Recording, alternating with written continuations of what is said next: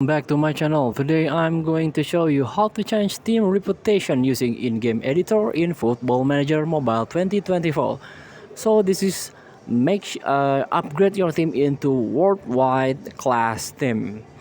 Before we start, I made this video is for beginner new into this game, still confusing how you can make a tactic and how you can manage your club like a players, how you can contract a player, how you can motivate your player, and also how you can manage the finance of your club.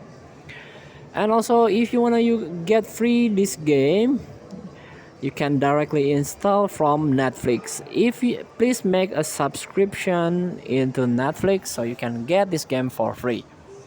Let's get started. So make sure your in-game editor is active.